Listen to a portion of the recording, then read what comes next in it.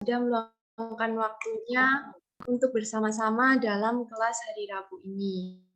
Hari ini kita akan membahas tentang Konfusius dan bagaimana kalau teori Konfusius itu dikaitkan dengan sains modern. Langsung saja saya share screen. Oke. Ya, jadi ini Ancient Chinese Wisdom dan judul hari ini adalah Konfusius dan Ritual atau Li. Ya. Nah, berikutnya ini jadwal seminar Circles. Ya, hari ini Konfusius, lalu Rabu depan Mozi dan Mencius, lalu Lao Tzu dan Tao Te Ching, lalu tanggal 27 nanti ada Zhuangzi dan Xunzi. Nah, jadi presentasi ini adalah hasil observasi dan riset pustaka penulis atau saya, bukan sepenuhnya pandangan pribadi penulis atau institusi. Presentasi ini bersifat sharing sehingga nanti diskusi dan tukar pikiran dengan rekan-rekan sangat dipersilahkan ya. Jadi saling belajar. Nah, peta pemikiran filosofi Cina.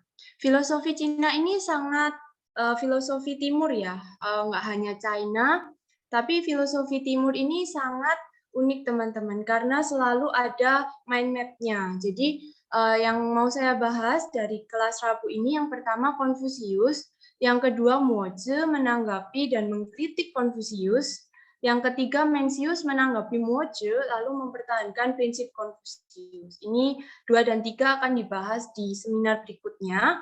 Lalu yang keempat, Lao Tzu dan Konfusius itu menurut Sima Qian lahir pada periode yang sama dan mereka itu pernah berdiskusi ya. Lalu Zhuangzi mengembangkan pemikiran Lao Tzu, lalu juga menanggapi Konfusius. Xunzi menanggapi dan mengkritik Zhuangzi dan Mencius.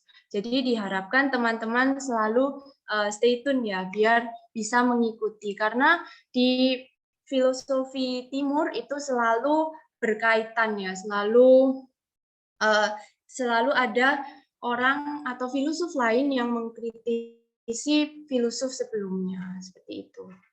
Next, sekarang hari ini kita membahas tentang Konfusius atau Kongzi. Ya, biografi singkatnya Konfusius, Kongzi atau Kongqiu atau Konghucu.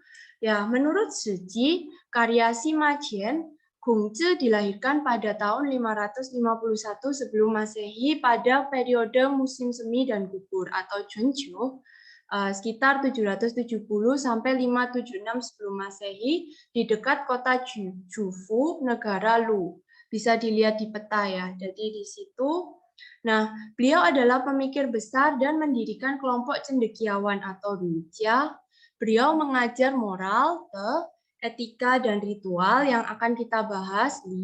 Beliau juga mengajarkan puisi dan musik. Nah, menurut disertasi Yongchen berjudul On the Rhetoric Defining Confucianism as a Religion, Konfusius atau Konghucu ini bisa ditinjau dari berbagai sisi, yaitu bisa dilihat dari sisi agama, filsafat, tradisi, budaya, dan politik.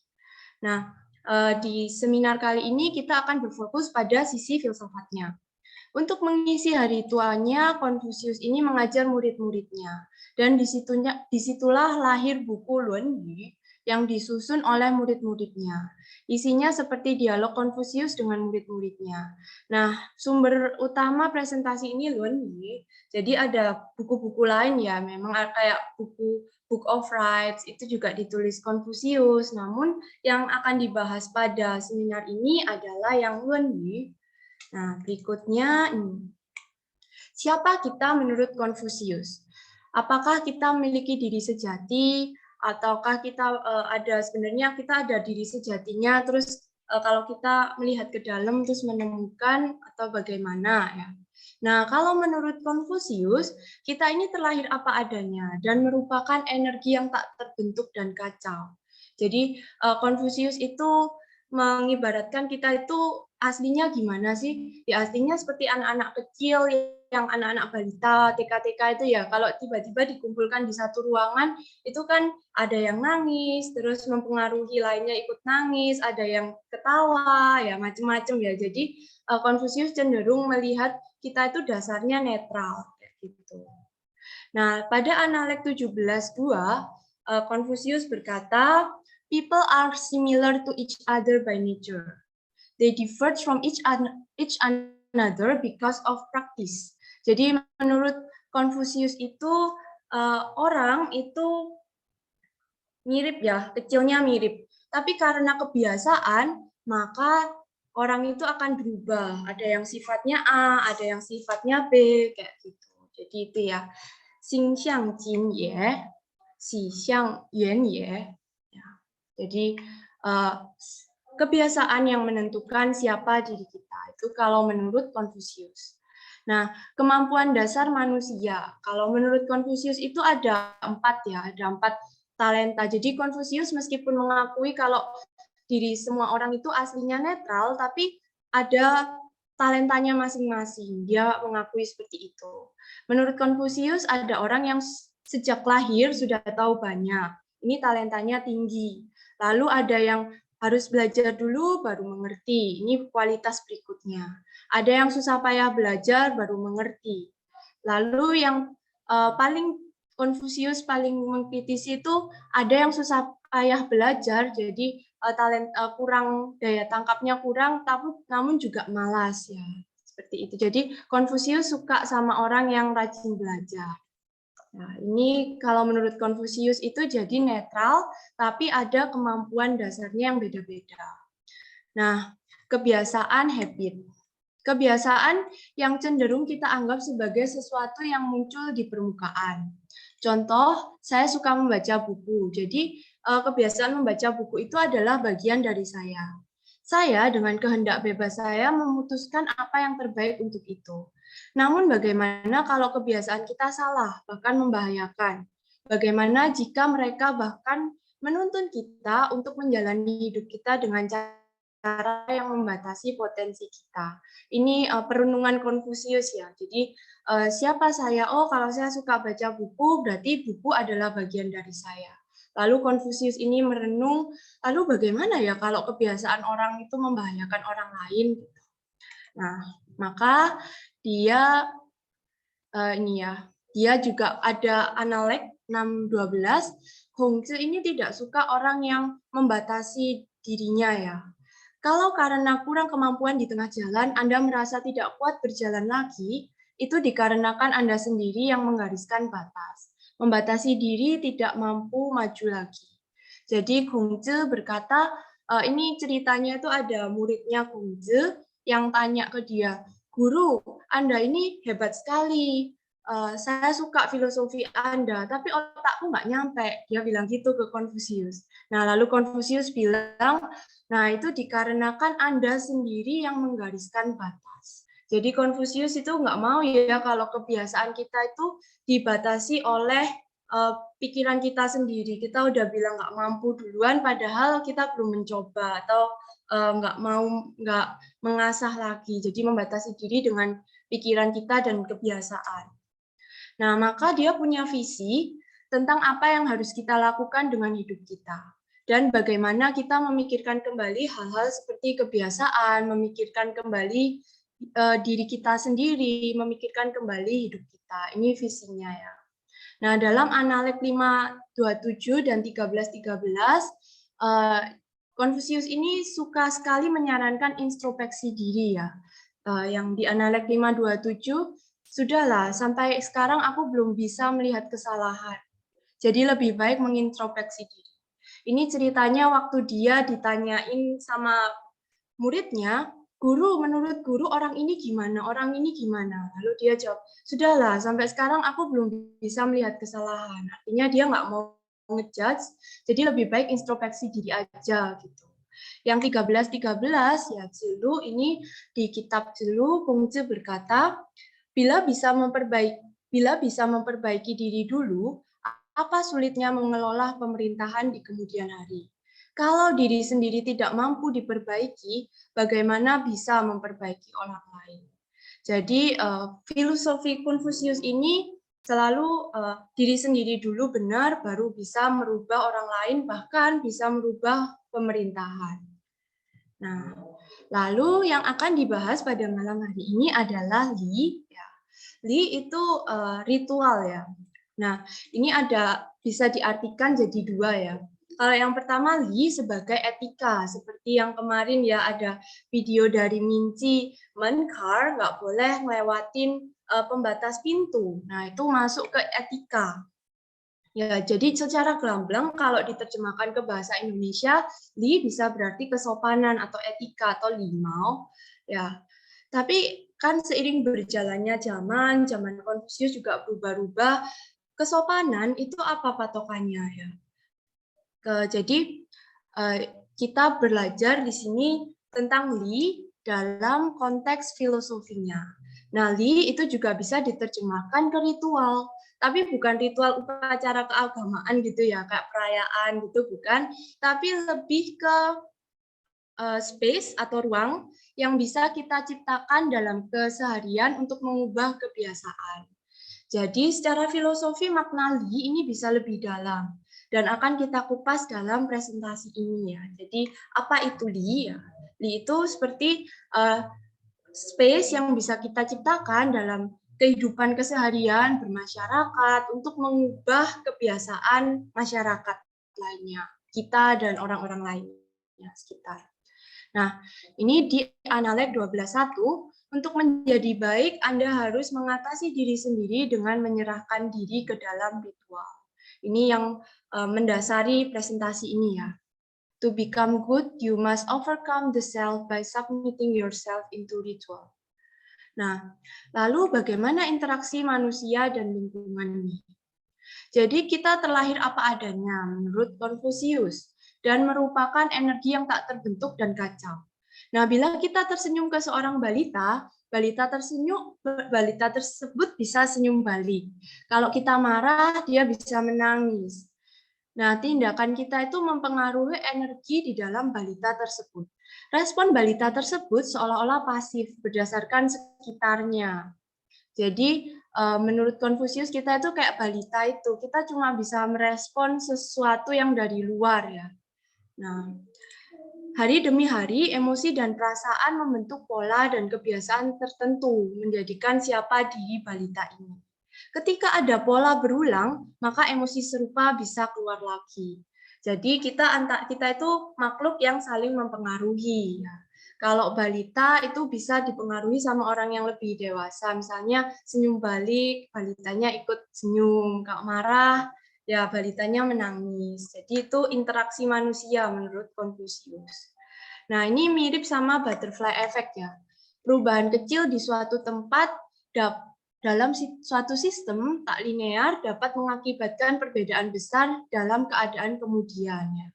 Nah, aksi kecil kita, misalnya cuma tersenyum, mungkin ke bayi itu, mungkin bisa diingat di pikiran bawah sadar bayinya sampai ke bawah pas dia besar. Nah, itu kayak butterfly effect ya, atau misalnya contoh lain, butterfly effect ini kalau misalnya ada anak kembar misalnya, terus yang mereka berdua mau pergi ke dokter. Nah, mereka misalnya antri nih. Yang anak kembar pertama dia agak dekat pintu duduknya. Terus dia lihat ada orang kesakitan di balik pintu itu. Yang anak kembar yang satunya nggak lihat. Nah, pas besar ternyata anak kembar yang duduk di dekat pintu itu lebih empati daripada yang satunya. Jadi itu hanya sepertinya peristiwa kecil tapi berdampak besar sampai di kemudian hari. Itu. Nah, sekarang untuk memahami ritual dalam filosofi, kita masuk aja ke contoh kasus ya. Contoh ilustrasi 1, Li ya. Ada anak nakal yang nggak sopan ke pamannya misalkan. Lagi makan bareng terus dia teriak, ambilkan gula gitu. Nggak pakai tolong, nggak pakai terima kasih. Nah, pamannya di sini bertugas buat mempraktekkan Li-nya Konfusius, yaitu mengubah kebiasaan anak ini dari yang tidak sopan jadi sopan. Nah, bagaimana? Ya. Misalnya anaknya bilang, ambilkan gula gitu. Terus pamannya bilang apa dulu gitu. Tolong ambilkan gula sambil mukanya bete gitu mungkin ya. Terus terus pamannya kasih kan. Bilang apa? Makasih gitu. Nah, meskipun awalnya misalnya awalnya anaknya tetap mukanya nggak ikhlas, tolong dan terima kasihnya, tapi dengan sikap kecil pamannya yang melatih kayak gitu, itu dia berhasil mengubah kebiasaan anak ini. Nah, kenapa paman ini berhasil mengubah? Karena paman ini kan posisinya lebih besar ya, dia setara sama orang tuanya. Paman ini punya power, dia punya power buat ngehukum anak ini kalau nggak nurut. Tapi tentu dia nggak usah ngomong, anak ini udah tahu. Jadi mau nggak mau si anak ini menuruti kata-kata pamannya. Nah dari situ timbullah perbedaan dari yang nggak sopan cuma ambilkan gula. Jadi tolong ambilkan gula, terima kasih gitu. Nah ini ya, jadi ini ilustrasi ritual dari hierarki tinggi ke rendah. Maksudnya hierarki ini seperti level pamannya ini kan disegani anaknya karena levelnya sama seperti orang tuanya ya. Nah, paman berhasil merubah kebiasaan anak ini. Proses mendidik inilah yang disebut ruang ritual ya. Itu jadi ruang ritual itu sederhana ya, seperti sesimpel mengubah habit ya. Nah, dalam contoh ini posisi paman secara hierarki lebih tinggi daripada anak tersebut. Sehingga paman memilih mendidik dengan memanfaatkan posisi untuk mendidik anak tersebut agar lebih sopan dan bilang terima kasih. Nah, pelan-pelan kalau setiap hari dibiasakan seperti itu, anak tersebut akan bilang terima kasih dengan penuh syukur, mungkin intonasinya lebih ikhlas, ya sehingga memancarkan energi baik ke sekitar. Ia bisa lebih berempati ke sekitar dengan lebih baik. Kalau kebiasaan ini dilakukan berulang-ulang. Makanya kadang itu erat kaitannya dengan kesopanan. Nah, lalu gimana kalau misalnya levelnya lebih rendah ke tinggi? Nah, ini contoh dua ya. Misal ayah pulang seusai lelah 8 jam kerja. Terus ayahnya juga udah dimarahin bosnya. Ibu lelah mengurus rumah tangga yang berantakan, masak, sibuk seharian. Nah, pas ayahnya pulang, ibunya marah nih. Loh, kok terlambat sih pulangnya? Suasana menjadi keruh ya. Nah, ada anak di situ. Apa yang bisa anaknya lakukan? Menangis, terbawa suasana, atau membuat suasana lebih baik. Nah, dalam kasus ini, kalau anaknya menangis, berarti nggak terjadi ritual di situ atau ya. Tapi anaknya ini berinisiatif untuk membuat suasana jadi lebih baik, sehingga anaknya ini ya dengan penuh cinta dia bilang I love you, dia peluk papanya pas datang, terus sama mamanya juga dipeluk, atau misalnya ada makanan di dapur, anaknya kasih camilan, hidangan ke mama papanya. Mama, papa makan dulu ya, sambil tersenyum ke mama papanya. Nah, sehingga tadi papa mamanya yang mau bertengkar, jadi nggak jadi tengkar, karena dicairkan suasananya sama anak ini. Ini namanya ritual ya. Jadi kita nggak perlu nasihati, papa mama jangan bertengkar. Cuma karena action kecil kita itu bisa mengubah habit, mengubah kebiasaan. Nah, anak berhasil membuat suasana lebih positif dengan tersenyum, membawakan makanan untuk orang tuanya, memeluk ayah ibunya, bilang I love you. Anak tersebut juga tidak menangis dan play victim, karena mungkin dirinya tidak terbawa emosi dari luar atau mungkin ada faktor lainnya ya yang bikin anak ini bahagia. Nah, ayah dan ibu pun mulai pembicaraan dengan santai, intonasinya lebih lembut, sehingga anak ini bisa dikatakan membawa orang tuanya ke ruang ritual, mengubah kebiasaan orang tuanya yang pemarah pada hari itu. Bila anak ini melakukan ritual setiap hari, maka suasana keluarga akan membaik. Jadi ini yang dimaksud ritual di Konfusius. Nah, bagaimana ritual terjadi? Mengapa dan bagaimana dalam keseharian terjadi fenomena yang saling mempengaruhi energi manusia? Nah, pada zaman Konfusius itu belum ditemukan penelitian sains ya mengenai ritual ini. Ini kan cuma katanya Konfusius, kalau kamu tersenyum ke orang itu bisa-bisa nggak jadi bertengkar loh, gitu. Nah, di zaman modern ini penulis mencoba mengkaji bagaimana penjelasan ritual Konfusius ini bisa dikaitkan dengan ilmu pengetahuan alam. Nah, ini ya mengapa harus dikaitkan dengan pengetahuan modern. Karena pada Analek 73, Konfusius berkata, meninggalkan kebajikan tanpa dikembangkan, tidak berdiskusi dengan rinci apa yang telah dipelajari, tidak dapat bergerak menuju kebenaran dari pengetahuan yang diperoleh, dan tidak dapat mengubah apa yang tidak baik, itu yang saya khawatirkan. Jadi Konfusius ini ingin murid-muridnya itu inquire ya bahasa kerennya.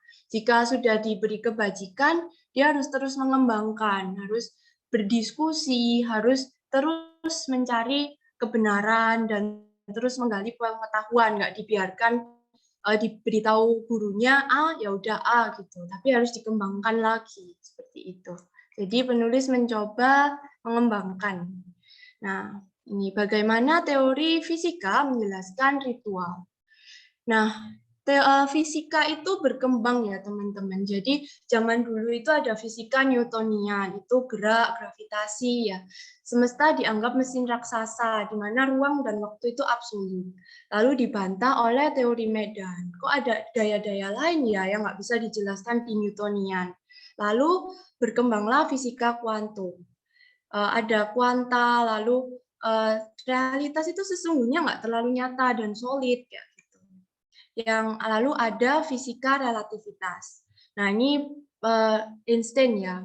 Nah, ini juga mengecewakan untuk fisika Newtonian karena ada teori waktu relatif dan bukan absolut. Lalu ruang tidak bisa dipisahkan dan eksis di 4D. Lalu ada string teori, ini juga masih misteri ya. Karena ya bisa benar, cuma masih ada beberapa missing point gitu dan ilmuwan masih meraba-raba. Dan ini masih berlanjut sampai hari ini. Sehingga orang zaman dulu yang berpikir fisika dan manusia itu beda, fisika dan etika, fisika dan spiritual itu berbeda. Nah, ini sekarang pelan-pelan bisa ditumbangkan karena ada kemajuan teknologi ya. Sesuatu yang belum bisa diukur itu bukan berarti tidak ada. Ya, mungkin belum terukur aja. Nah,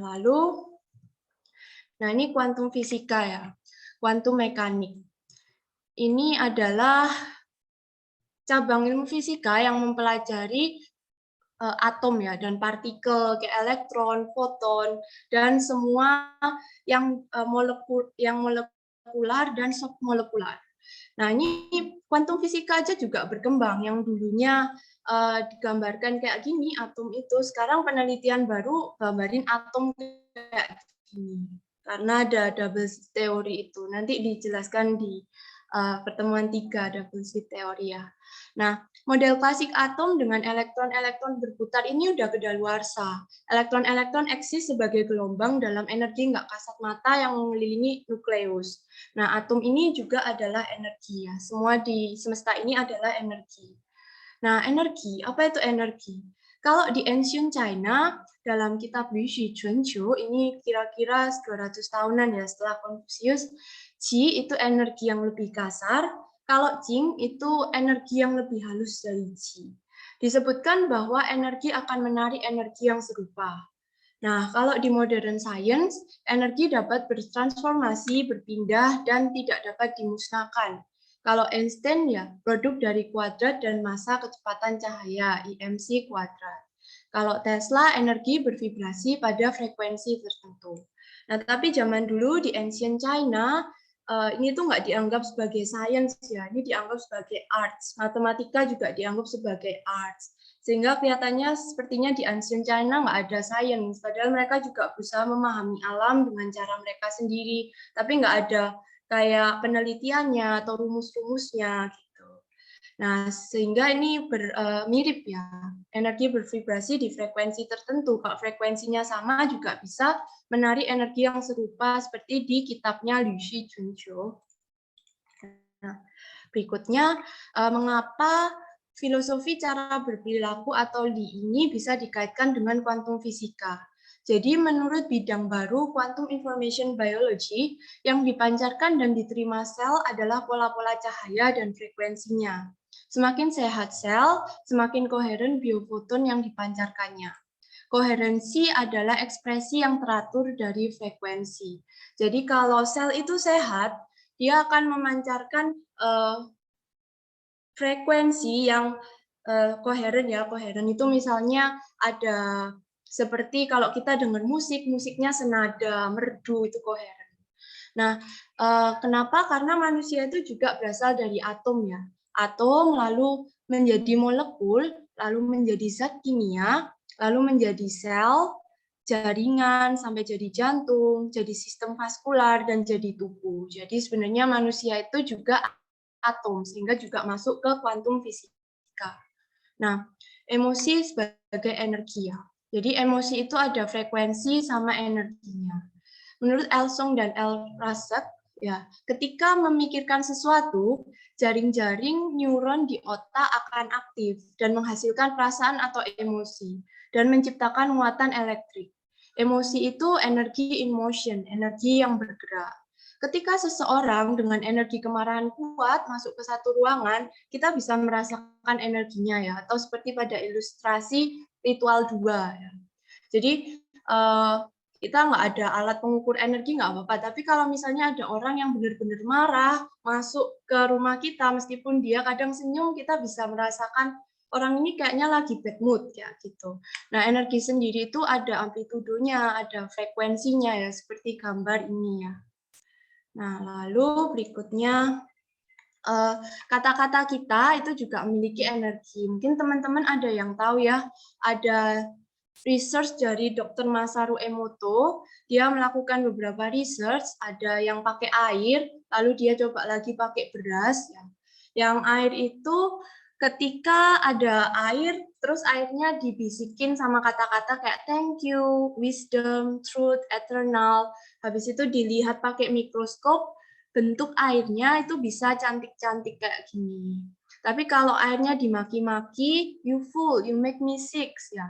Itu airnya jadi kurang bagus ya, kurang cantik itu pancarannya. Nah, ini lalu dia juga menyebutkan nama-nama agama dan semuanya itu cantik-cantik ya airnya. Nah, lalu jadi kata-kata yang diucapkan itu energi, dia juga mencoba ya pakai bahasa macam-macam, misalnya thank you, xie, terima kasih, terus pakai bahasa macam-macam, hasilnya sama karena sebenarnya itu bukan di ABCD-nya ya, tapi di intensi energi orangnya yang bilang ya, yang mempengaruhi vibrasi airnya ini. Nah, lalu dicobakan di nasi. Nasi yang pertama dibisikin love, setiap hari love. Yang kedua nggak diapa-apakan, dicuekin aja. Yang ketiga setiap hari dibisikin kata hate. Ya. Akhirnya nasi yang hate ini busuk. Yang nothing dia agak jamuran dikit ya. Yang love malah masih bagus. Jadi energi kita, kata-kata yang kita ucapkan itu sesignifikan ini ya, mempengaruhi energi sekitar. Apalagi ke manusia ya, manusia juga 70%, 80% darah ya, air. Jadi ini sangat berpengaruh. Nah, lalu ada juga ini ya, badan kita itu seperti magnet ya. Di Institut HeartMath itu ada penelitian pikiran kita dan emosi kita itu mempengaruhi magnetic field-nya hati kita yang bisa mempengaruhi lingkungan sekitar, kita sadar atau enggak. Jadi kadang kita diem aja itu kita bisa mempengaruhi sekitar. Kita lagi happy, kita nggak usah senyum, nggak usah apa, kita ada feeling happy itu kadang sebelah kita kalau feelingnya kuat itu bisa ngerasain happy juga kayak gitu. Nah ini ya karena dari atom ya, lalu manusia itu bagaikan magnet, ada energi magnetic field. Nah, emosi kita walau jarang terlihat akan mempengaruhi sekitar. Bayangkan seberapa sering kita mempengaruhi orang lain dan sekitar karena emosi kita. Untuk berbuat baik dan bantu orang lain itu kadang nggak perlu muluk-muluk. Cukup memancarkan energi baik di dalam hati, tersenyum, sudah membuat sekitar jauh lebih baik. Nah, magnetik sendiri itu juga bisa dijelaskan pakai kuantum kuantum ya. Jadi adanya perputaran magnet itu karena ada pergerakan elektron juga. Jadi sebenarnya berhubungan, tinggal kita mau lihat perspektifnya, oh kayak magnet ya, oh itu elektronnya bergerak, sebenarnya sama aja ya. Nah ini, di gambar yang bawah ini, kalau pakai perspektif kuantum ya, jadi elektron-elektron ya bergerak jadi magnet. Ada tiny elektron ya, yang kalau misalnya mereka koheren nanti bisa jadi magnet yang kuat. Nah, badan itu juga mirip magnet ya, mirip magnet yang kita tahu yang ditempelin di kulkas. Pola energi dalam tubuh yang terpancar tak kasat mata itu sama seperti magnet, yang bisa saling bereaksi antar magnet.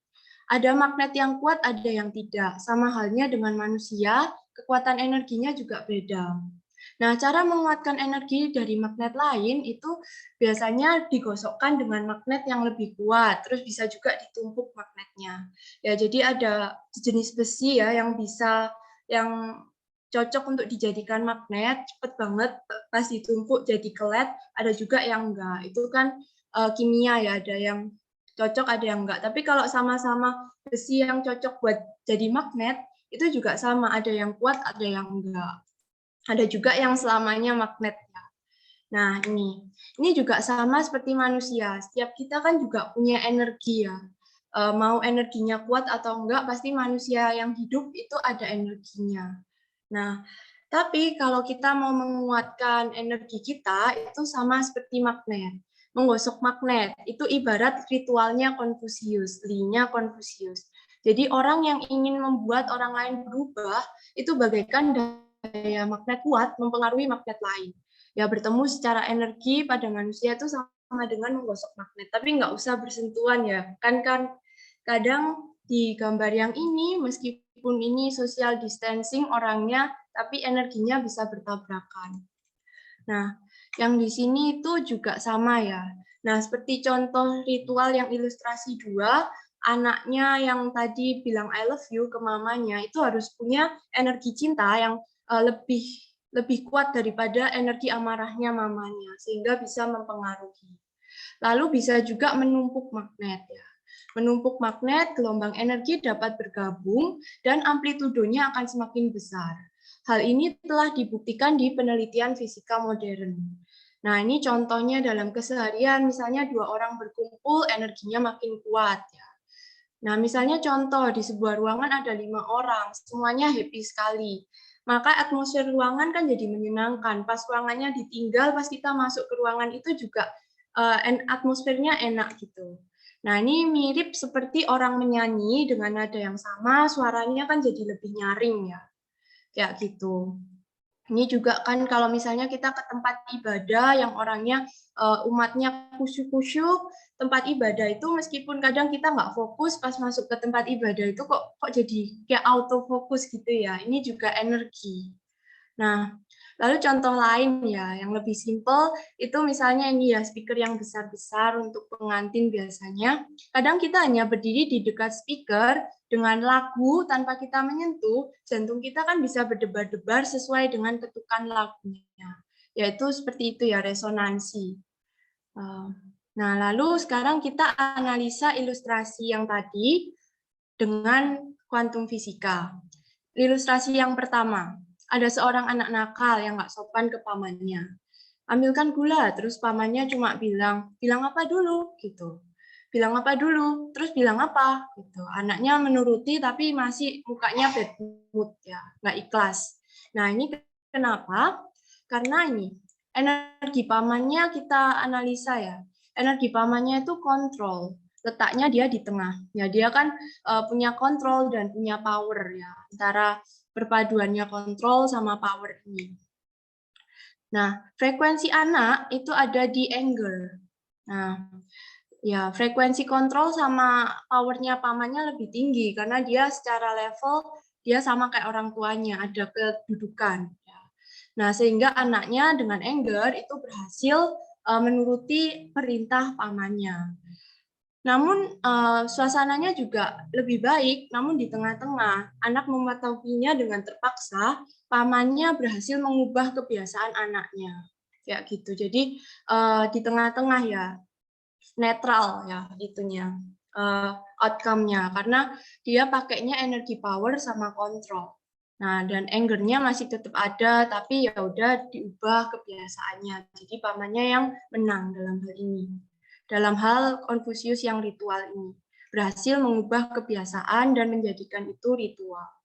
Contoh yang kedua, ayah pulang seusai lelah 8 jam kerja, lalu dimarahi bos lagi. Ibunya juga lelah, sama-sama bad mood, lalu ibunya nyalahkan ayahnya, udah mau bertengkar. Tapi ada anak yang memeluk tersenyum dan berkata, I love you, lalu menghidangkan makanan dari dapur. Nah, ini energinya apa ya? Energi orang tuanya anger ya, tengah bawah di sini. Lalu energi anaknya itu love dan joy. Dia di posisi atas ya. Dan energi anaknya juga kuat ya. Sehingga gelombang energi anak lebih rapat, menarik energi orang tuanya menjadi tidak bertengkar dan tersentuh. Nah, suasananya menjadi happy atau menengah ke atas ya. Jadi kan orang tuanya jadi mungkin sampai di gratitude ya. Orang tuanya feelingnya jadi gratitude atau appreciation karena merasa senang dipeluk anaknya. Nah, anak ini berhasil mengubah orang tua. Tapi bedanya sama ilustrasi satu, kali ini orang tuanya ikhlas ya, beneran orang tuanya ya udah tadi marah, terus tiba-tiba ada perasaan gratitude, ya udah jadi nggak jadi tengkar, jadi agak senyum ke anaknya. Karena apa? Karena energi anaknya itu dari frekuensi yang lebih tinggi. Dia narik yang anger, yang bawah. Kalau dari kontrol ke anger jadinya lebih netral, kayak gitu. Ini energi ya, jadi kita bisa atur ya, kita mau di posisi mana kalau kita sadar dan bisa mengontrol emosi kita. Nah, lalu ritual tiga ya, contoh tiga. Tadi Confucius kan sering bilang ya, kita harus introspeksi diri. Gimana mau ngubah orang lain kalau diri sendiri belum introspeksi, kayak gitu. Nah, Kongzi sangat menganjurkan introspeksi diri, karena dengan mengubah diri sendiri, barulah bisa mengubah sekitar. Nah, bagaimana ritual terhadap diri sendiri? Bagaimana bila diri sendiri yang ingin mengubah kebiasaan lama kita? Nah, oke. Penulis akan membagi dengan 3 bagian. Yang pertama, introspeksi dan refleksi diri, seperti anjuran Confucius. Mengenali diri sendiri itu adalah kunci ya. Yang kedua, penulis menyajikan karakteristik Confucius. Jadi nanti teman-teman bisa observasi Confucius ini orangnya gimana, sehingga dia bisa mengubah sekitar, dia bisa ada ritual, ada apa? Dia menciptakan ini. Lalu, penulis akan menyajikan perspektif sains modern dan neuroscience yang berkaitan dengan 1 dan 2. Nah, oke. Ini ya ayatnya tadi yang suruh mengintrospeksi diri daripada lihat kesalahan orang lain, lebih baik mengintrospeksi diri. Yang kedua, bila bisa memperbaiki diri dulu, apa sulitnya mengelola pemerintahan di kemudian hari. Lalu berikutnya ini, introspeksi diri. Nah, sekarang kita akan melihat cara-cara introspeksi diri ya.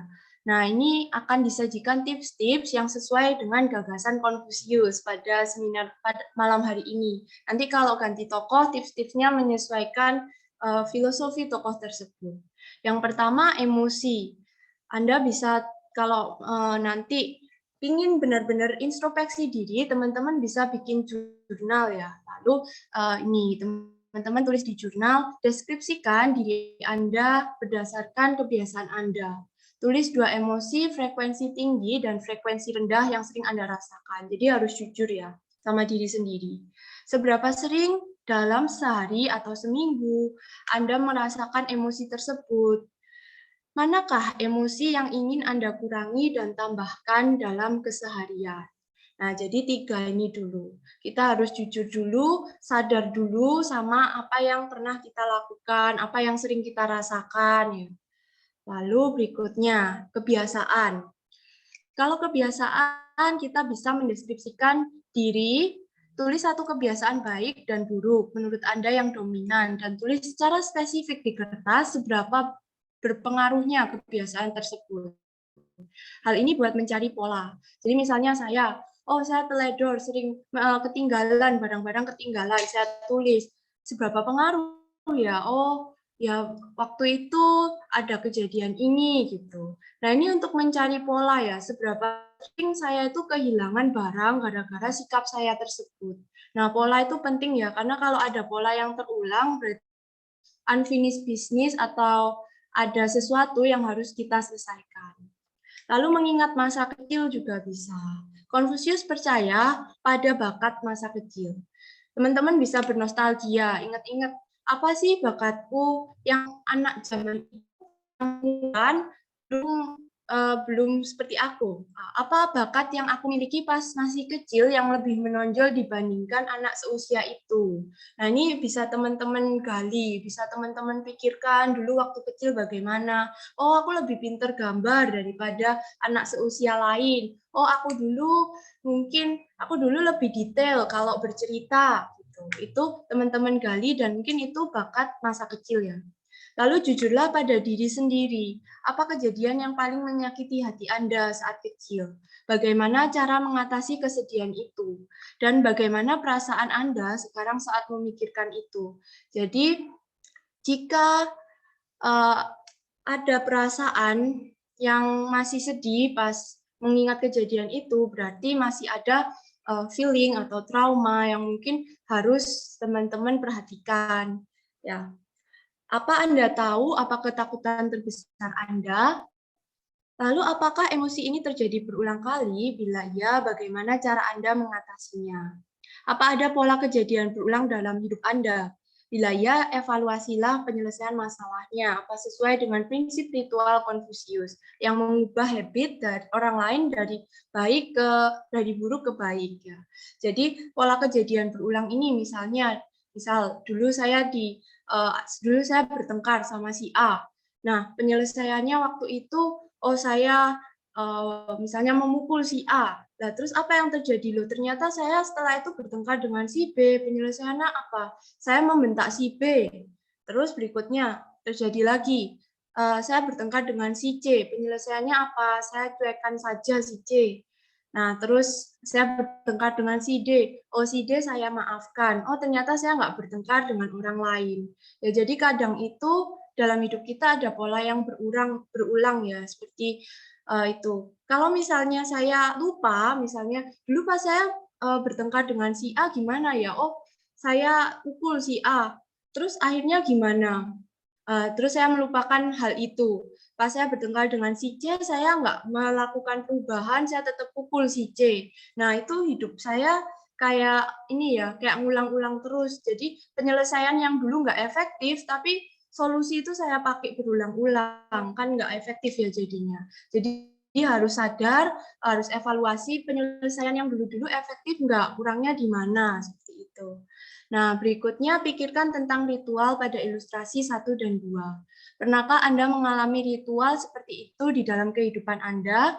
Apa yang Anda ubah? Jadi pernah nggak teman-teman mengubah seperti itu? Ada orang yang habitnya kurang baik, terus teman-teman ubah jadi lebih sopan. Nah, bagaimana Anda mensyukuri hal itu ketika itu berhasil? Bertahan berapa lama rasa syukur itu? Apa saja keadaan yang ingin Anda masukkan ke dalam ruang ritual setelah mempelajari sesi ini? Lalu teman-teman juga bisa tulis 3 aksi atau lebih aksi sederhana aja ya yang bisa Anda terapkan tiap hari. Nggak usah muluk-muluk ya. Misalnya tersenyum, membuang sampah, lebih banyak bersyukur, itu juga sudah membuat dampak yang signifikan. Lalu mempelajari pola juga bisa. Pikirkan tentang diri Anda, teman, atau anggota keluarga dekat. Pola yang Anda perhatikan berulang-ulang di Anda atau peristiwa hidup mereka. Jika Anda tahu, jelaskan bagaimana pola itu dimulai. Lalu evaluasilah. Nah ini tapi disarankan evaluasi ke diri sendiri ya. Ada nggak yang kita ulang-ulang terus seperti kejadian seperti tadi ya. Kenapa ya kemarin aku dimarahin sama si A, sekarang dimarahin sama si B. Ada nggak pola yang berulang seperti itu? Lalu penyelesaianku bagaimana? Apakah sama ataukah lebih efektif seperti itu? Nah, ini lebih baik ke diri sendiri karena kita sendiri yang paling paham diri kita sendiri. Asal kita harus jujur ke diri sendiri. Jadi jangan malu buat mengungkapkan ke diri sendiri, dulu aku pernah merasakan ini, dulu aku egois. Itu teman-teman harus terbuka juga pada diri sendiri, karena itu kunci utama buat mengenali diri sendiri. Nah, jujur pada diri sendiri ini bukan berarti merasa bersalah, tapi mengenali diri sendiri.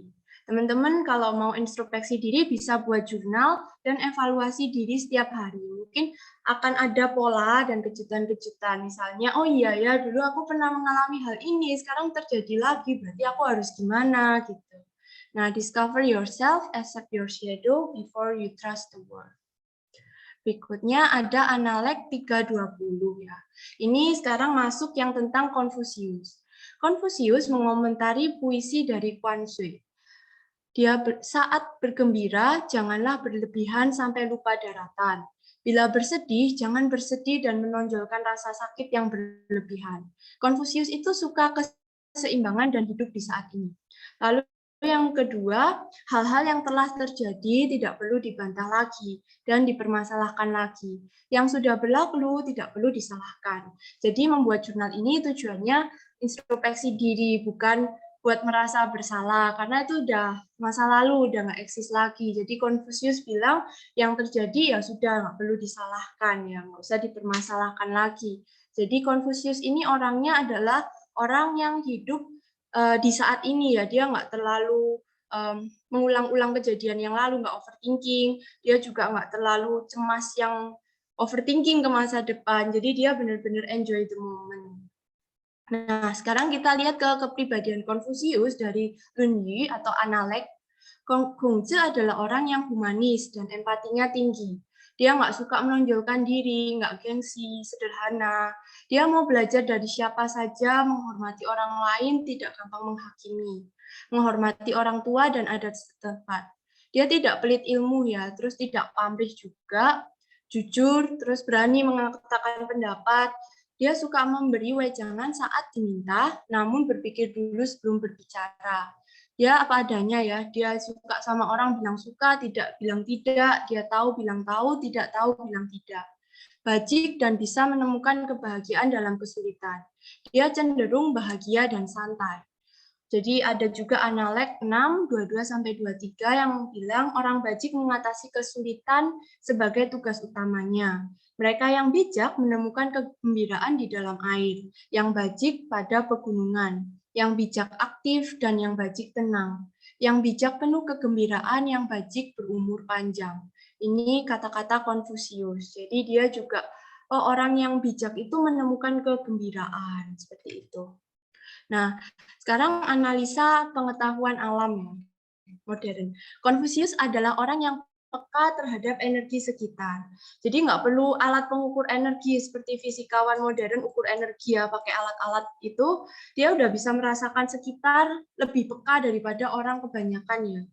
Nah, frekuensi dominan Konfusius itu apa? Yang pertama, ketika sang guru tidak disibukkan dengan pekerjaan, sikapnya santai dan terlihat gembira, yang mungkin joy atau appreciation.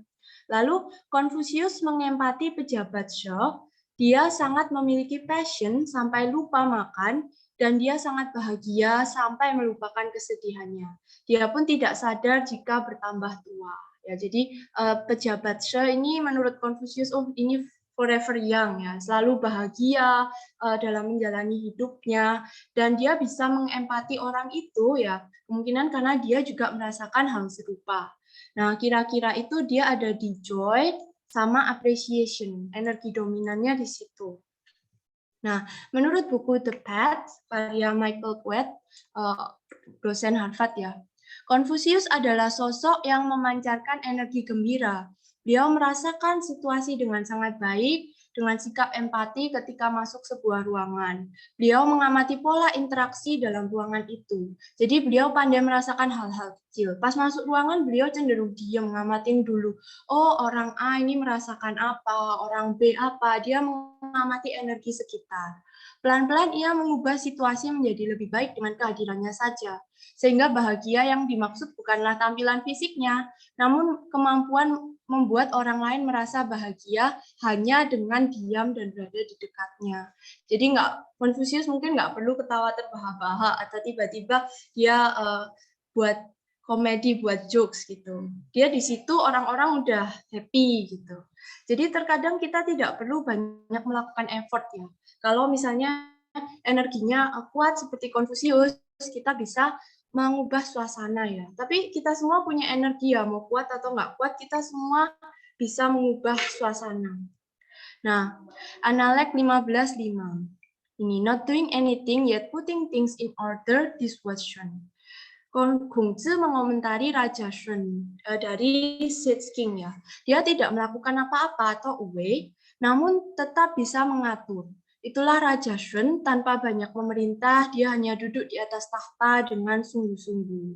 Ya, jadi Konfusius ini juga ya berempati ya ke Raja Shun. Dia nggak ngapa-ngapain, tapi dihormati rakyatnya, juga memerintah dengan baik. Itu juga bagian dari ritual yang tanpa ngapa-ngapain. Nah, sekarang kita juga harus lihat kebiasaan ya dalam sains modern, dalam neuroscience, apa yang terprogram di otak bawah sadar kita itu menentukan diri kita. Ya, ini menurut Konfusius juga. Kita bisa perhatikan kebiasaan kita sehari-hari. Mulai bangun tidur, kita apa? Apakah exercise, kita memikirkan masa lalu, atau kita memikirkan masa depan, besok mau ngapain, atau kita lihat berita, kita lihat TV, buka sosmed ya. Setiap hari apa, lalu besok kita pas bangun tidur melakukan apa. Apakah ada rutinitas yang serupa? Nah, kemanakah energi Anda dihabiskan? Energi dihabiskan itu Anda sering memikirkan apa? Misalnya memikirkan bos, atau memikirkan pekerjaan, memikirkan partner. Kemana energi Anda dihabiskan? Seberapa sering Anda memikirkan sesuatu yang menyenangkan dan tidak menyenangkan? Mana yang lebih sering? Yang tidak menyenangkan atau yang menyenangkan. Nah, ini juga kita perlu menyadari pikiran-pikiran kita ya. Kadang kita nggak sadar, kita jatuh ke rutinitas yang itu dan kita menganggapnya wajar ya. Nah, kita harus sadar dan lebih sering introspeksi diri. Nah, berikutnya ini. Setiap manusia memiliki energi, namun bagaikan magnet, kadang ada yang memiliki energi sangat kuat seperti Konfusius dan Raja Shun itu, sehingga beliau nggak melakukan apa sekitar udah berubah. Ada juga manusia yang energinya tidak terlalu kuat ya, tapi bukan berarti nggak ada. Nah, apa yang menyebabkan hal ini? Jadi yang pertama autopilot habit, membuat semuanya terprediksi sehingga jaringan syaraf pada otak jadi kurang aktif. Misalnya seorang yang berada di rutinitas tetap, menjalani emosi yang sama setiap harinya. Neuron-neuron di otak akan melakukan hal yang sama setiap hari, sehingga pergerakan sirkuitnya itu aja. Misalnya yang ini ada si A bangun tidur, minum kopi, buka sosmed, terus mandi, pergi ke kantor lewat jalan itu, lewat rute A, ketemu orang di kantor, ketemu bosnya, dia merasa takut, ketemu teman kerjanya, dia merasa sebel, ketemu teman yang satunya, dia merasa senang. Lalu besoknya dia melakukan hal itu lagi, bangun, bikin kopi, buka sosmed, mandi, ke kantor lewat rute A, ketemu bosnya perasaannya takut, ketemu temannya yang satu merasa sebel, yang satu merasa senang. Nah, kalau kita jatuh ke pola autopilot habit seperti itu kita ya cenderung tidak perlu diramal ya. Kadang besok juga mungkin seperti itu. Karena rutinitasnya sama, jadi neuron otaknya juga monoton. Contoh lain misalnya kita naik mobil. Nah, kalau kita lagi belajar, masih belum bisa menyetir mobil, terus kita belajar, karena kita belajar hal baru, ini mengaktifkan urutan pola kombinasi jaringan syaraf yang spesifik. Jadi ada sirkuit baru di otak kita pas mempelajari hal baru. Nah, ketika kita mempelajari hal-hal baru, kita menginstruksikan neuron-neuron aktif dalam otak dan menciptakan pikiran. Ketika seseorang mengalami sesuatu yang baru, akan mengaktifkan sirkuit baru di otaknya. Semakin tidak monoton, semakin banyak sirkuit, banyak pengalaman baru, energi dalam otak itu juga menguat ya. Mirip kabel yang semakin banyak aliran listriknya. Nah, ini contoh ketika naik mobil. ketika kita sudah bisa naik mobil, kita cenderung bisa nyetir mobil sambil memikirkan hal lain, nyetir mobil sambil telepon. Karena apa? Karena neuron otaknya itu udah ada sirkuit yang dia hafal, jadi nggak bikin sirkuit baru lagi. Nah, Konfusius itu orang yang suka belajar, sehingga aliran otaknya sangat aktif ya. Dilihat dari analek dia yang 620. Kongzi berkata, orang yang suka mencari kebenaran lebih baik daripada orang yang hanya tahu. Orang yang memiliki kesenangan belajar mencari kebenaran lebih baik daripada orang yang hanya suka tapi tidak mau belajar. Jadi saya yakin teman-teman di sini ya mirip seperti Kongzi ya, suka belajar. Nah, Kongzi berkata, saya bukanlah orang yang lahir memiliki pengetahuan. Saya adalah orang yang menyukai hal-hal kuno dan tekun mencari pengetahuan di sana. Jadi ini benar-benar Gongje itu tekun sehingga bisa diperkirakan kalau aliran otaknya si Gongje ini sangat aktif sekali ya. Nah, lalu energi. Apa yang menyebabkan ada perbedaan energi aliran manusia? Nah, emosi itu mempengaruhi energi, dan ketika energi ini terjebak di tubuh, dia tidak bisa mengalir ke pusat-pusat energi yang lebih tinggi. Jadi di dalam tubuh manusia ini ada kayak pusat-pusat aliran energi ya, kayak sungai ada dam-damnya gitu. Nah, kalau misalnya di sini ada rasa trauma, rasa apa, itu energinya cenderung misal terjebak di sini, dia nggak bisa ngalir ke muter-muter secara sempurna ya, dia cenderung stuck gitu. Nah, ini contohnya emosi-emosi yang membuat energi itu terhambat, itu misalnya emosi kompetisi, kontrol, ego, gak sabar, rasa bersalah, malu, sakit, tidak layak, play victim, dan lain-lain. Nah, atau seperti ini, kalau kita terlalu sering mengalirkan energi kita ke yang negatif, maksudnya yang rendah ya, misalnya bosku jahat, brengsek, aku mesti keluar kerja, sungguh sopir, ya ini ya, rekan kerjaku mencuri ideku, dan lain-lain, aku benar, mereka semua salah. Nah, kalau sering ke sini, ini akan menghambat energi kita ya. Ini kan dari otak ya, dia mikir, terus neurotransmitter. Jadi neuropeptida amarah, molekul-molekul emosi itu mengalir ke sini, sini, sini. Nah, grafik ini menunjukkan bagaimana kita menyimpan energi dalam bentuk emosi di pusat energi ketiga akibat terjebak dalam siklus berpikir dan rasakan yang spesifik. Jadi kita nggak bisa sensing seperti Confucius karena kita cenderung overthinking dengan pikiran kita. Jadi kita mau merasakan sekitar itu udah ada kayak ilusi gitu ya, nggak bisa sensing merasakan sekitarku gimana sih. Kita lebih fokus ke keluhan-keluhan di dalam diri. Itu juga menghambat proses aliran energi ini. Lalu berikutnya, aliran energi dalam tubuh. Aliran energi dalam tubuh itu tidak lancar menyebabkan tubuh tubuh itu bagaikan magnet tapi kehilangan muatan elektriknya kayak gini ya. Ini yang kurang energi ya. Lalu ritme jantung juga di HeartMath Institute juga ada grafik ya. Kalau kita kebanyakan nggak lancar energinya itu jadi jantung itu lebih berdebar-debar, nggak rileks dan stres ya. Nah, ini incoherent ya namanya. Incoherent itu tidak bagaikan musik, dia nggak merdu. Nah, kalau ini coherent, dia cenderung dengan emosi positif, apresiasi, cinta, dan keberanian bisa membuat jantung jadi koheren. Ibarat musik itu jadi merdu ya, lebih santai, tidak stres kayak gitu. Ini kalau energi terhambat itu karena ini ya mengakibatkan aliran dalam tubuh nggak lancar. Nah, terus diteliti dengan alat ini ya, alat EEG atau brain cap. Ternyata koherensi otak itu akan mempengaruhi semua tubuh kita ya. Ini ada saraf vagus, sumsum tulang belakang itu yang mengalirkan energi. Nah, ini jantung ya, jantung kita. Jadi jantung itu kayak amplifier. Kalau otak kita mikir happy, jantungnya juga mengamplifierkan energi kebahagiaan itu. Nah, ini contoh-contoh orang ya. Yang koherensi itu kalau aliran sirkuit di otaknya itu sejajar, sepadan. Ibarat musik itu merdu. Kalau inkoherensi, ibarat musik dia ada falesnya. Yang ini pemain gitarnya di nada apa, pemain drumnya nada apa, jadi nggak koheren.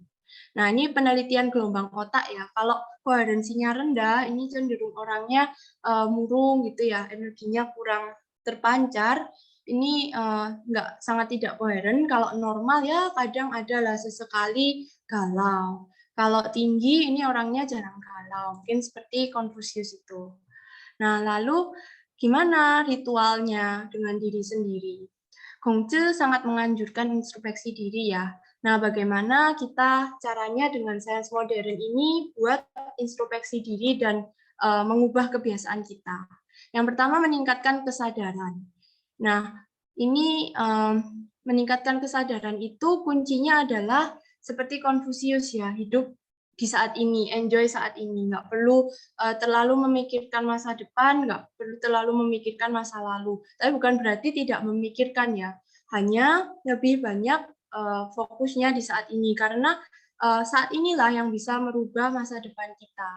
Nah, seperti ini, keluar dari autopilot bawah sadar. Jadi manusia cenderung memberikan energinya ke masa lalu atau masa depan. Padahal manusia hidupnya itu di saat ini. Namun, otak cenderung mengulang-ulang peristiwa masa lalu dan prediksi kita tentang masa depan. Bila terlalu kuat, maka kadang manusia menganggap hal-hal yang sudah atau belum terjadi itu realitas saat ini. Akibat ketidaksadaran otak akan terlalu siaga ya kalau nggak sadar dan tegang karena mencoba mengontrol, memprediksi dan memaksakan. Jadi misalnya ini kita terlalu fokus ke masa depan. Kalau besok bosku marah gimana ya? Kalau besok gara-gara pandemi gajiku dipotong gimana ya? Nah, kita memikirkan itu dan diulang-ulang terus sehingga otak kita kan menjadi tegang ya. Coba mengontrol, coba memprediksi, atau kita jadi berekspektasi, tapi sedikit memaksakan ya, aku harus dapat ini gitu. Kalau ke masa lalu kita cenderung overthinking kalau berlebihan. Oh, aku tadi dimarahin bosku, padahal itu kejadian 1 hari yang lalu dan sekarang bosnya udah nggak marah. Dan itu sebenarnya bukan realita kita, cuma peristiwa yang diulang-ulang sehingga otak menganggap itu sama dengan realita ya. Nah, masa lalu itu tidak bisa diubah, masa depan juga belum terjadi dan bukan realitas. Yang bisa mengubah dan mengontrol itu adalah momen sekarang. Jadi bukannya kita nggak berpikir ke depan, kita nggak berpikir ke belakang, tapi kita cukup tahu, oh ke depan aku ada plan ini, misalnya ada plan ini, kalau tidak berjalan ya seperti ini, ada plan. Tapi kita tetap hidupnya di saat ini, tidak terlalu cemas ke depan, tidak terlalu cemas ke masa lalu. Jadi balance ya, seperti kata Confucius.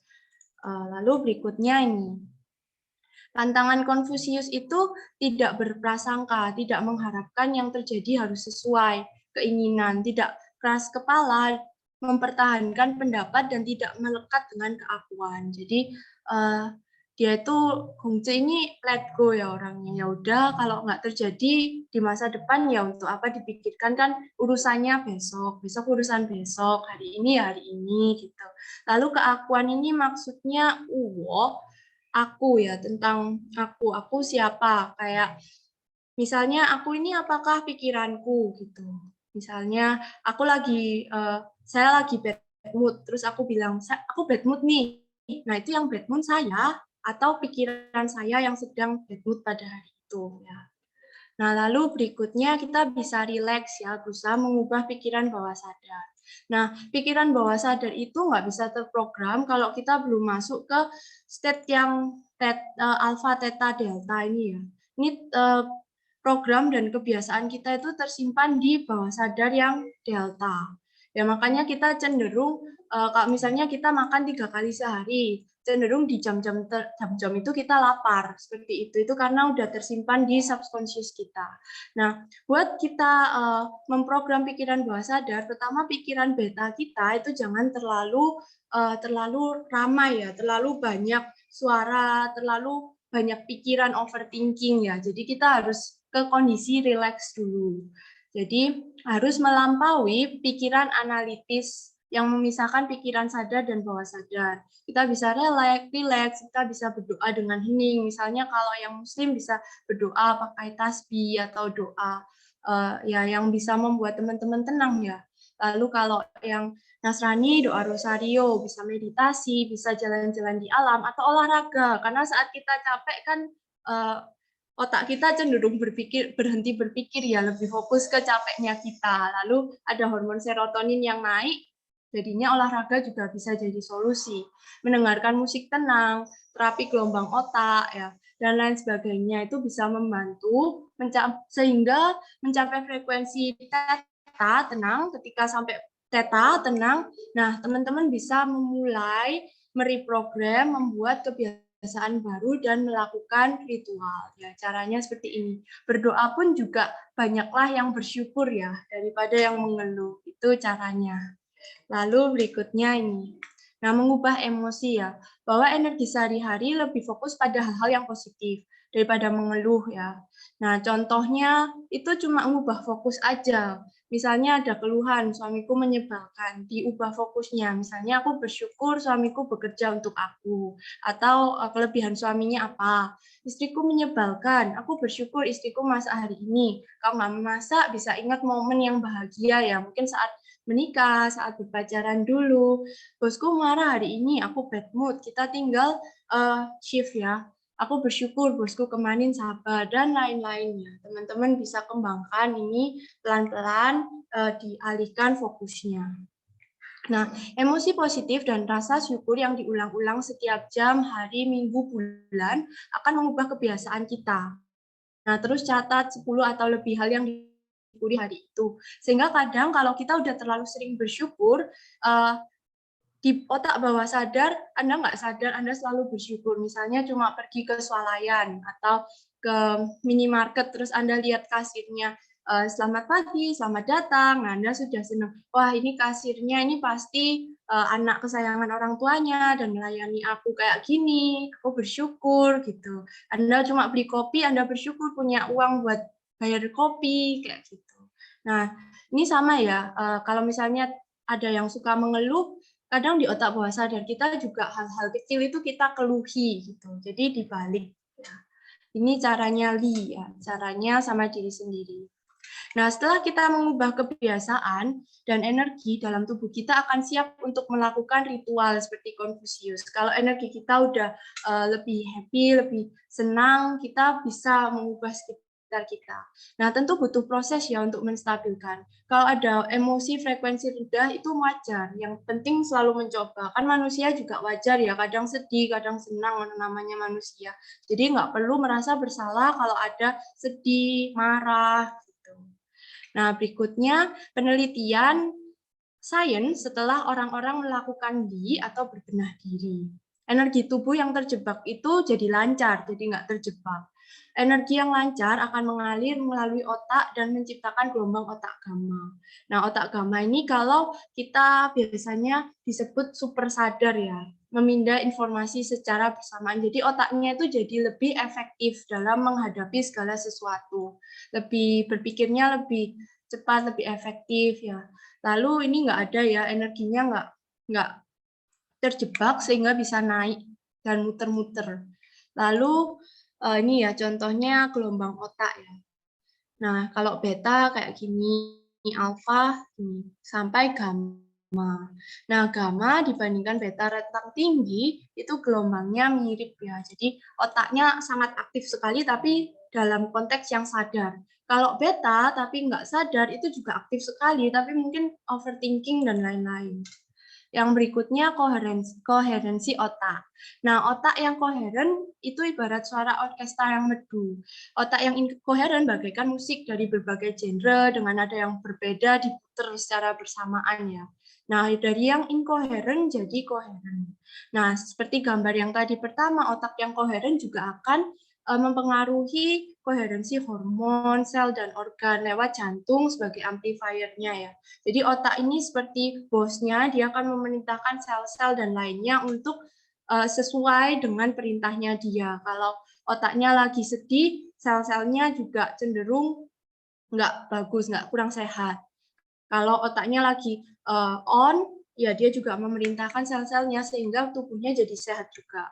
Nah, ini yang pakai alat ya, pakai GDV kamera. Energinya jadi menguat. Jadi ini ada penelitian dari Dr. Dispenza terhadap sampel yang dilatih intensif. Jadi orang-orang ini seperti dilatih intensif, dikasih psikolog, terus diputarkan dengan lagu-lagu, dibikin rileks, ada teknis pelatihannya ya. Nah, sebelum sama sesudah pelatihan dilihat bagaimana pancaran energi elektromagnetiknya ya. Meskipun seperti yang di grafik 5C ini energinya sangat kurang sekali, dia juga bisa memancar bahkan lebih kuat daripada yang ini ya. Nah, jadi ritual terhadap diri sendiri kalau pakai alat-alat GDV itu juga bisa signifikan dan bisa mempengaruhi sekitar meskipun nggak kasat mata. Nah, jadi nggak ada persoalan yang bisa terselesaikan dari tingkat kesadaran yang sama. Ya, kita harus berpikir lebih sadar daripada masalah itu. Lalu yang terakhir ya, contoh keempat ini tentang ritual dan afterlife. Bagaimana afterlife ini menurut Confucius ya. Misalnya kematian kakek dan nenek. Nah, latar belakang adat pada zaman Confucius. Jadi ada upacara kematian atau shangwi, upacara berkabung selama berbulan-bulan atau jushang. Jadi berbulan-bulan itu misalnya ada sanak saudara yang meninggal, kalian harus pakai baju yang putih melambangkan kalau kalian sedih, itu jushang. Terus orang mempercayai ketika orang sudah meninggal, roh akan memakan sajian yang kita berikan ya. Tolingwei ini kalau di orang-orang Chinese mungkin teman-teman sering lihat ya ada sesaji buat orang-orang yang sudah meninggal itu karena dipercayai akan dimakan rohnya. Di peti mati ada barang-barang kesukaannya yang mendiang sukai sewaktu hidup. Nah, Confucius ini melakukan dan menghormati adat ini. Jadi ketika ibunya Confucius ini meninggal, dia sangjo ya 3 tahun dia pakai baju putih, dia nggak minum anggur dan lain-lain ya. Nah, terus berikutnya melayani orang yang sudah meninggal dan kematian. Cilu itu tanya ke Gongzi, apa pendapat guru tentang orang-orang ini? Kenapa kok orang-orang ini melayani orang yang sudah meninggal dan kematian? Afterlife itu gimana sih guru? Itu ya pertanyaannya. Nah, lalu Confucius menjawab, jika kamu belum bisa melayani manusia, bagaimana kamu dapat melayani roh-roh mereka? Sementara kamu tidak tahu tentang kehidupan, bagaimana kamu tahu tentang kematian? Nah, jadi Confucius ini adalah tokoh yang sangat humanis. Dia lebih fokus ke interaksi manusia pas masih hidup daripada ketika sudah meninggal. Nah, pada analektika 12, Confucius berkata, berikan persembahan seolah roh itu hadir. If I don't participate in sacrifice, it is as I don't sacrifice. Jadi, seolah-olah roh itu berada di situ dan perlakukan seolah-olah roh itu hadir. Gongzi ini orangnya humanis ya, dia lebih tertarik ke perasaan manusia. Nah, dengan menganggap roh itu beneran hadir di situ, makan sama almarhum, dan berpesta dengan roh almarhum, kita punya perasaan bersyukur ya. Tetap bisa bersama walaupun berbeda alam, maksudnya Gongzi gitu. Jadi ini seperti menghibur ya, menghibur yang ditinggalkan. Oh nggak apa-apa, ini tetap pesta kok, roh almarhum senang kayak gitu. Tapi beda alam ya sekarang. Dulu misalnya nenek kamu sekarang jadi ancestor ya, jadi pangkatnya meningkat. Nah, ritual yang dilakukan Confucius pada saat kematian adalah mengubah sudut pandang. Yang dulunya kakek atau nenek sekarang menjadi leluhur. Mungkin anak cucu akan sedih, kecewa, marah. Namun Confucius menganjurkan untuk menganggap leluhur dan kita berada di tempat yang sama, sehingga kita legowo menerima perubahan keadaan. Jadi ya udah biar anak cucunya senang. Dia kan lebih fokus ke perasaan yang orang masih hidup ya. Nah, sebelum ke afterlife, mari menganggap roh itu eksis dan berbahagia. Karena kita memberikan makanan dan barang kesayangannya sebelum roh itu berangkat. Jadi dengan kita menganggap roh ini bahagia, kita lebih tenang kan. Oh iya dia bahagia karena aku kasih barang-barang kesayangan dia gitu. Nah, ini kalau dari Confucius. Sehingga apa itu ritual? Yang pertama tradisi, membangun kebiasaan apapun di tempat kita dilahirkan, mengubahnya menjadi ritual sehingga generasi berikutnya bertumbuh dengan baik. Nah, ini kenapa ada buku ya seperti yang lebih spesifik, misalnya harus berpakaian seperti apa, harus berjalan seperti apa, itu tradisi. Lalu habit breaker. Kita memiliki kehendak bebas untuk selalu berbenah. Menurut Gongzi, kita adalah akumulasi dari segala kebiasaan kita dan sejarah akumulatif yang ada. Ritual mengajak kita untuk bertransformasi dan berbenah, mengubah pola kebiasaan yang kurang baik menurut kita. Lalu merespon dunia. Nah, ritual digunakan untuk merespon dunia dengan lebih baik. Menurut Gongzi, kita ini pasif. Jadi dalam menghadapi dunia, tapi cara kita merespon itu bisa mengubah sekitar kita. Ya, misalnya bunga mengikuti sinar matahari. Nah, kan pasif ya, bunga matahari ngikutin sinar matahari. Nah, manusia juga begitu. Jadi ketika ada orang yang marah-marah ke kita punya pilihan, kita mau balik marah atau kita mau tersenyum dan jadi ritual. Jadi ritual itu lebih ke cara kita merespon dunia. Nah, ini juga teman-teman bisa chat ya, atas setuju dengan pandangan ini ya, ini pandangan Confucius. Lalu Analek 12.1, ya to become good you must overcome the self by submitting yourself into ritual. Jadi hidup di tengah masyarakat itu sebenarnya adalah ritualnya kita ya, tantangannya kita. Nah, terima kasih. Sampai sini dulu, teman-teman bisa bertanya dan berdiskusi.